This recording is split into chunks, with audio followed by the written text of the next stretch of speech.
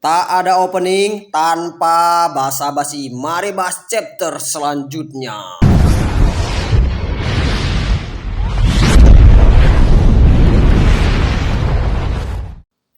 Chapter berlanjut dengan kisah flashback Pangeran Cheon sebelum memasuki Demonic Academy, tepatnya di gerbang utama sebelum memasuki aula, yaitu tempat pengambilan name tag untuk semua kandidat murid baru. Sayang seribu sayang, name tag miliknya tidak ada di sana. Penjaga pun berkata, kalau aku tidak melihat name tag Pangeran Ketujuh sama sekali. Sepertinya kau harus menunggu hingga kami menemukannya. Di sela-selanya ia menunggu, ia bergumam dalam hatinya bahwa kejadian ini pasti salah satu trik dari 6 klan. Sepertinya dari 6 klan tidak ingin Pangeran Cheon setara dengan mereka. Lagi pula, tidak ada yang bagus jika Pangeran Cheon membuat masalah dengan mereka sebelum acara dimulai. Karena mereka pasti akan mencoba untuk membunuhnya kapanpun jika mereka memiliki kesempatan, bahkan jika mereka langsung melihat Pangeran Cheon saat itu juga. Meski setelah penyerangan berulang kali mereka lakukan, Pangeran Cheon tetap memberanikan diri untuk datang ke Demonic Academy karena ia yakin bahwa dirinya akan menjadi lebih kuat dari siapapun di sana. Kemudian panel berganti di dalam Demonic Academy. Di antara barisan-barisan para kandidat, Pangeran Cheon kemudian berkata dalam hatinya, "Di sini terlalu banyak, akan sangat sulit untuk sampai ke depan jika seperti ini." Kemudian beberapa kandidat bergibah, name tag hitam nomor 7. Orang itu bukan kandidat yang berasal dari 6 klan utama kan? Rumornya dia tidak bisa menguasai teknik bela diri manapun. Bukankah dia akan langsung gagal? Di sini name tag dibagi menjadi 2 warna, yaitu warna hitam dan putih. Warna hitam menandakan bahwa kandidat adalah keturunan langsung dari Lord atau dari klan utama. Sedangkan name tag warna putih merupakan kandidat itu berasal dari golongan klan-klan kecil atau klan pendukung. Left Guardian yang melihat fakta bahwa Pangeran Cheon berada di barisan paling belakang, kemudian berkata sendiri, "Dia ada di belakang sana. Sangat aneh melihat dia sendirian berada di belakang sana." Itu cara menarik untuk menarik perhatian. Anak haram Lord. Trompet pun dibunyikan. Itu menandakan bahwa Lord dan para jajarannya akan segera tiba.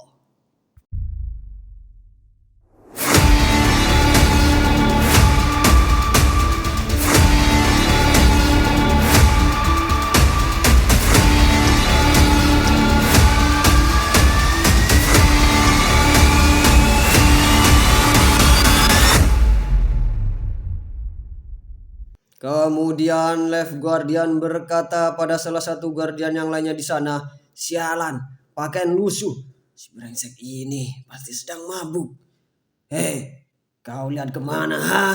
Dasar si brengsek merah tua." Ternyata yang menjawabnya adalah Rai Guardian, Crazy Blade, Seop Meng. Merasa ada yang ribut di belakangnya, ketua dari Guardian, Raja Guardian yang agung, Marakium, kemudian menyuruh mereka berdua untuk diam. Anjay, keren parah si panel ini. Setelah itu, duduk di singgah sananya dengan sangat wibawa dan penuh aura, the one and only, satu dari 5 orang terkuat di Murim, Lord Chen Makult, Yeon Yojok. Para kandidat murid langsung tertunduk karena tekanan dari hawa keberadaan milik Lord sangat luar biasa. Tak terkecuali Pangeran Cheon itu sendiri. Pangeran Cheon yang melihat Lord dari belakang kemudian berkata dalam hatinya, "Orang itu adalah ayahku, Raja Guardian." Kemudian berkata pada semua murid, "Diam! Tuanku, semuanya sudah siap." Lanjut Raja Guardian pada Lord.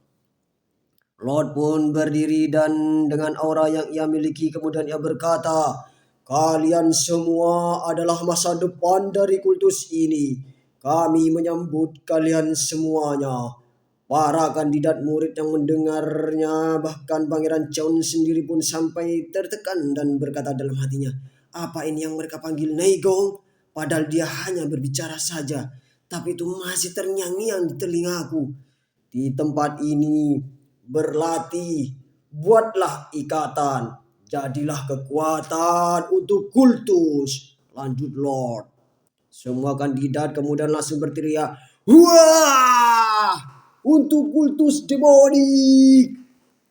Kerja bagus, ucap Lord pada para guardiannya. Tapi secara diam-diam mata Lord hanya tertuju pada anak haramnya, merasa bahwa ia tetap langsung oleh sang Lord. Pangeran Cheon kemudian bergumam sendiri, aku tidak mengharapkan apapun. Dia tidak pernah muncul sama sekali bahkan setelah kematian ibuku. Life Guardian kemudian mengambil alih panggung dan berkata, sekarang ucapan selamat dari Lord telah selesai. Ayo kita mulai saja. Para kandidat murid yang masih bereuforia karena telah mendengar kata-kata dari Sang Lord secara langsung, lupa bahwa di depannya Sang Left Guardian sedang berbicara pada mereka semuanya. Merasa tidak didengarkan, Left Guardian kemudian marah dan berkata dengan nada penuh intimidasi, kalian tidak berencana untuk melawan kan? Aku akan membuatnya menjadi sesederhana mungkin. Jadi dengarkan baik-baik. Akademi akan berlangsung selama 4 tahun dan terdiri dari 6 tahap. Setelah melewati tahapan, kalian akan menerima sebuah tes. Kalian hanya diberi satu kesempatan untuk melewati tes tersebut. Lanjut Left Guardian. Para kandidat murid pun terkejut mendengar syarat yang dikatakan oleh Left Guardian dan beranggapan bahwa jika mereka gagal sekali saja maka mereka tidak akan memiliki kesempatan untuk menjadi murid dari kultus demoni. Melihat ekspresi wajah dari para kandidat murid sangat terkejut, Left Guardian sangatlah sumringah dan menganggap bahwa mereka semua sudah paham apa yang dikatakannya. Karena setiap orang yang berpartisipasi tidak akan dibiarkan lolos begitu saja. Tiba-tiba pangeran dari Sword Khan, Cheon Kyungmu, mengangkat tangannya untuk bertanya pada Left Guardian. Namun Left Guardian langsung berkata padanya, siapa bilang orang brengsek seperti kau bisa mengajukan pertanyaan? Jengkel akan sikap yang dilakukan oleh Left Guardian kepadanya, Pangeran Kyung naik pitam dan marah. Tapi sekali lagi dengan nada penuh intimidasinya, Left Guardian berkata padanya, apa kau punya masalah dengan panggilan brengsek yang kuberikan padamu? Seharusnya kau sudah mendengar bahwa saat kau masuk akademi ini, kau akan kehilangan semua hak istimewa yang kau miliki dari 6 klan. Apa kau ingin menyerah bahkan sebelum kompetisinya dimulai? Pangeran Kyung akhirnya malu sendiri sampai-sampai ditertawakan oleh pangeran-pangeran yang lainnya dengan kejadian itu. Sadar akan posisinya saat ini, Pangeran Kyung meminta maaf pada Left Guardian atas apa yang sudah ia perbuat. Left Guardian pun kemudian mempertegas sekaligus menambah pernyataannya tadi yang di awal, jika akan ada sebuah keuntungan yang diberikan pada setiap murid jika mereka berhasil melewati tahap selanjutnya. Di antara keuntungannya adalah yang pertama, bola naga hitam. Mendengar itu, Pangeran Cheon sampai bingung. Tentu saja murid-murid yang ada di depannya sedang membicarakan tentang bola naga hitam tersebut. Jika kita berbicara mengenai bola naga hitam, itu memungkinkan bagi yang mengkonsumsinya dapat memperoleh senilai 20 tahun Neigong. Jika kita melewati semua tahapan berarti kita bisa menerima kekuatan selama 120 tahun. Apakah dari setiap tahapan akan dibuat sulit? Para master bilang kalau kita terlalu banyak mengkonsumsinya malah sangat tidak efektif. Apalagi juga sangat sulit menyerapnya saat pertama kali. Jika barang itu istimewa, kenapa mereka memberikannya pada kita? Master Padis sudah mengambil semuanya untuk dirinya sendiri. Bukankah begitu?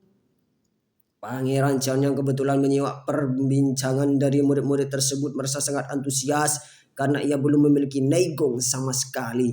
Jika bisa memilikinya, bukan tidak mungkin ia meningkatkan Neigongnya dengan sangat instan. Keuntungan yang kedua adalah sebuah buku rahasia dari ilmu bela diri. Jika kalian berlatih ilmu bela diri, kalian pasti tahu seberapa berharganya buku ini kan? Perpustakaan di Demonic Academy mempunyai 5 lantai.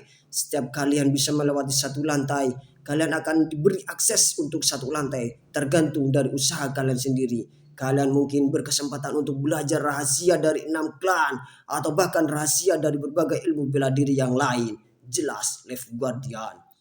Para murid sangat semangat dan antusias mendengar hal itu. Dari beberapa murid kemudian berkata, jadi maksudnya aku bisa mempelajari penologi ilahi seperti Master Murim? Pangeran Cheon pun yang menyimak penjelasan dari Left Guardian pun berkata dalam hatinya, buku bela diri ya, untuk bertahan hidup ini lebih berguna daripada Neigong. Chapter ditutup dengan Left Guardian yang kembali memberikan nada penuh intimidasinya pada semua murid.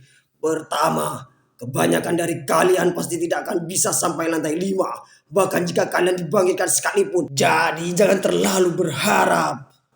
Bersambung ending yang sangat membara-barakan.